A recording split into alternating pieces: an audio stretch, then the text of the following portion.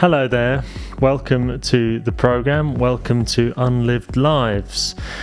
In this, the first episode entitled Unlived Lives, and it is so because I would like to take this opportunity in this first episode to explain really what this is about and take a deep dive into sort of my journey so far as a 31-year-old and sort of explain why I'm doing this and what this is about. And so, and really, I've tried to sort of encapsulate Unlived Lives in this program in a simple question, and that question is: if you could live your life again, how could it be different?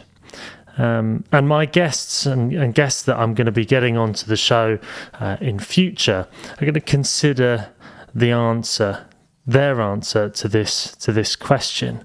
And it's quite a scary question, really, because it sort of requires you to think about, well, what if and what could I be doing, and that all very scary, important idea of FOMO, fear of missing out, and it's not something that you get asked a lot, and that's exactly why I want to explore it. So I'm a filmmaker, logician, self-proclaimed, and wannabe philosopher. My name's Jack Elliott Hobbs, and I want to ask these questions to people, all sorts of people. I'm going to start with my family and friends and people that I know and are very dear to me, and ask them questions in the areas of self-knowledge, personality and emotions, work and money, life and death. And these questions aim to cultivate and encourage this answer to this very scary question. A new episode of this podcast and video series will go live every Wednesday on YouTube and your favourite podcast app. So I'm very, very excited to be doing this, and very glad that you're here listening and watching. So thank you very much for doing so, and I very much hope you enjoy it.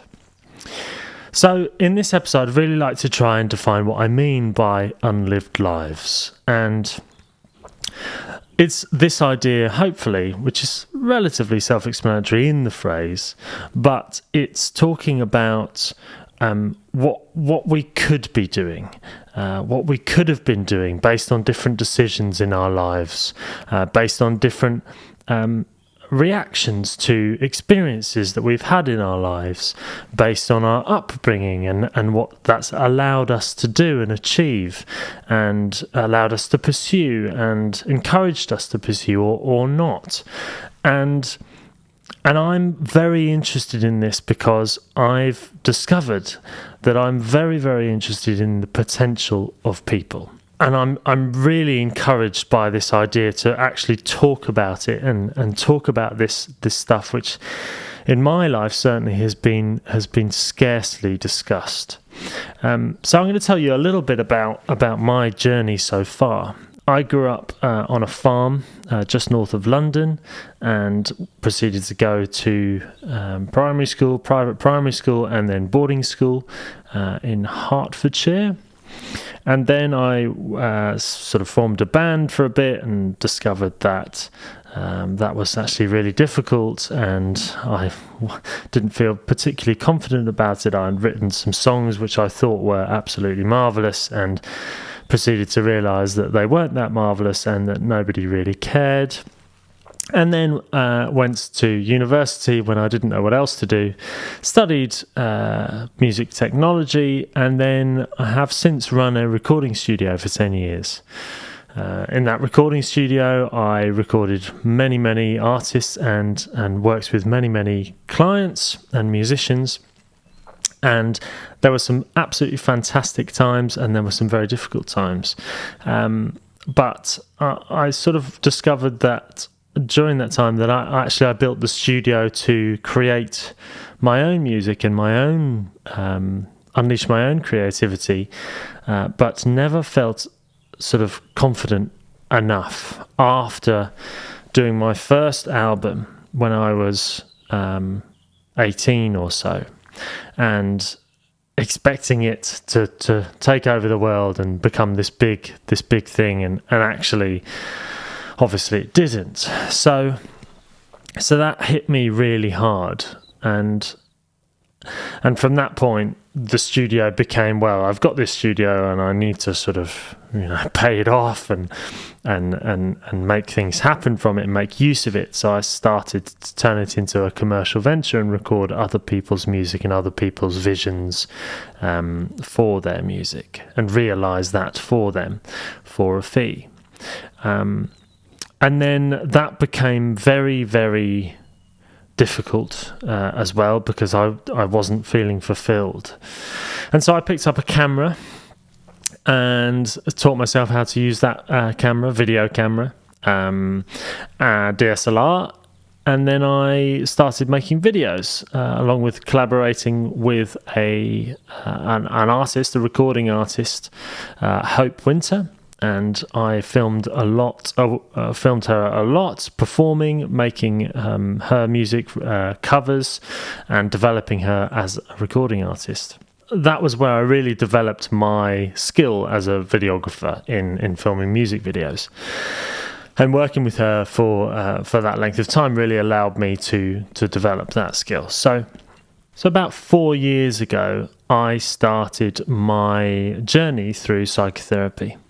I was introduced to psychotherapy by one of my ex-girlfriend's families, and they encouraged me and sort of supported me through my journey through finding to psychotherapy and finding it. And little did I know why I was struggling so much throughout sort of my 20s, but it was purely because I was depressed.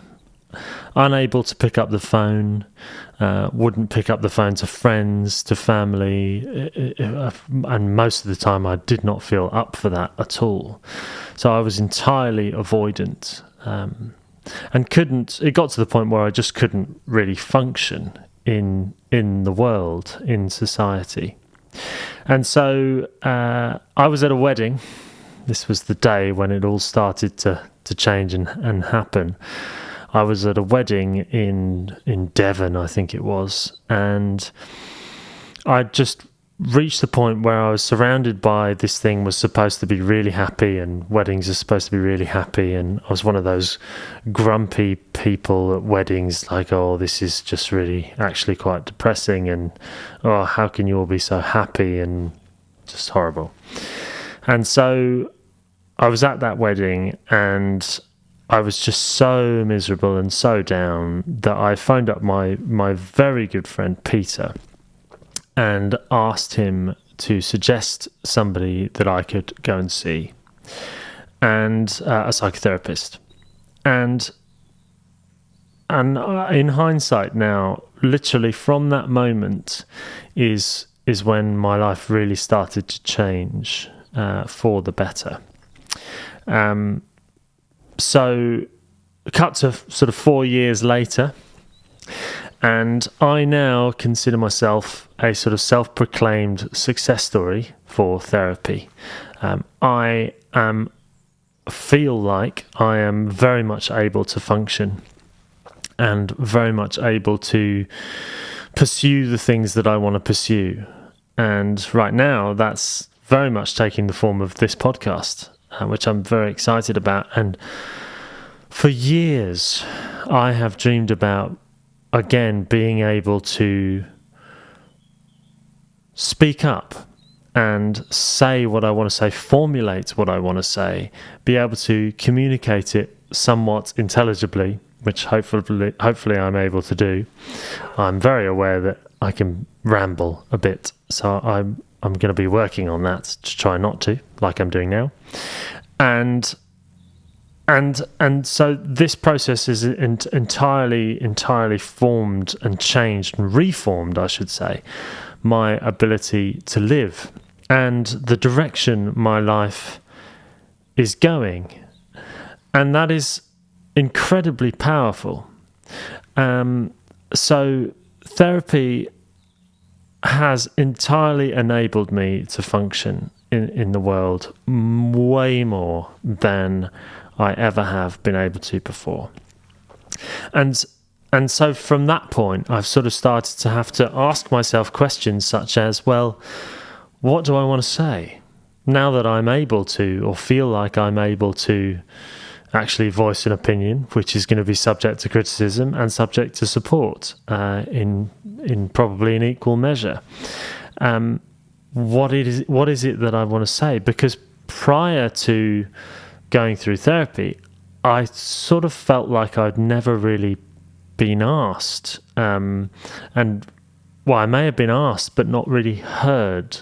You know, it's that thing of being asked to reply rather than being asked to be heard. And so now feeling like deciding, okay, I want to say something, and then figuring out actually, well, what is it that I want to say? And since then, I have, you've probably seen an advert for it, but I've signed up to Masterclass, that fantastic series of videos with professional people that you can sign up to and do sort of online courses, video courses with professional people. And my girlfriend and I, Laura, have been watching this wonderful woman who was the founder of Spanx, Sarah Blakely. And she said something really profound and fantastic in sort of helping people to find their creative endeavor or their business idea and realize it, like she did. And the question that she asked is, well, what breaks your heart? And I think that sums it up really perfectly. What breaks your heart in the world? What do you think about and go, that is awful?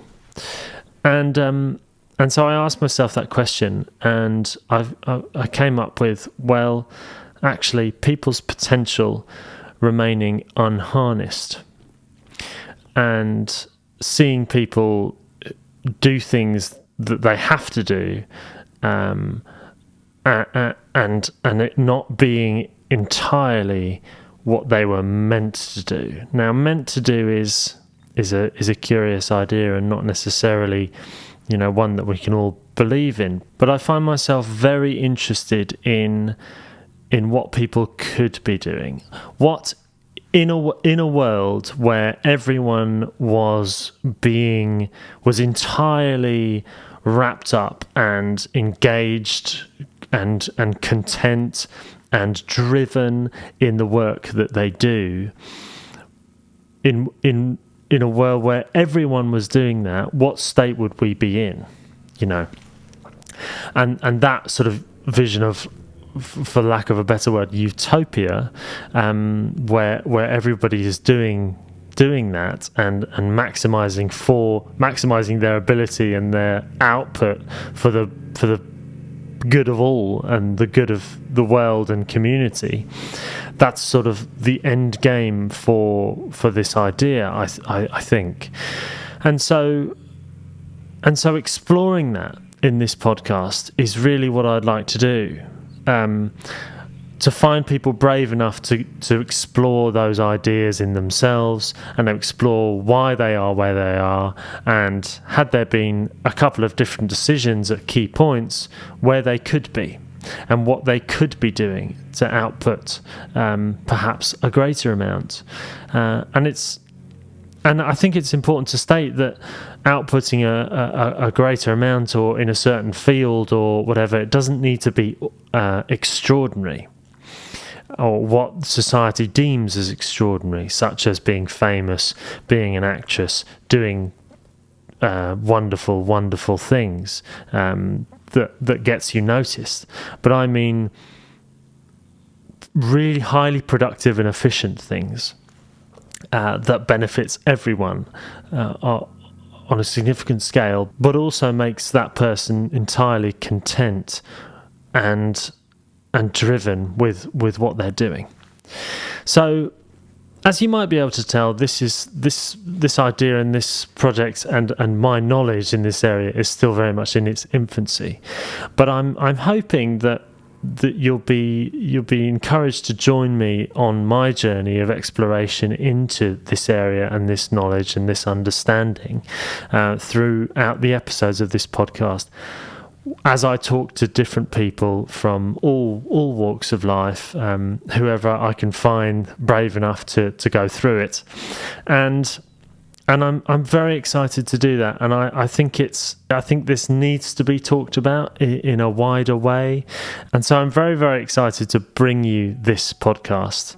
And please make a note of Wednesday, when a new episode of the podcast and video series will come out. It's coming out on YouTube and all of your favourite podcast apps, or your favourite podcast app. So I very much look forward to seeing you then. Thank you very much for listening.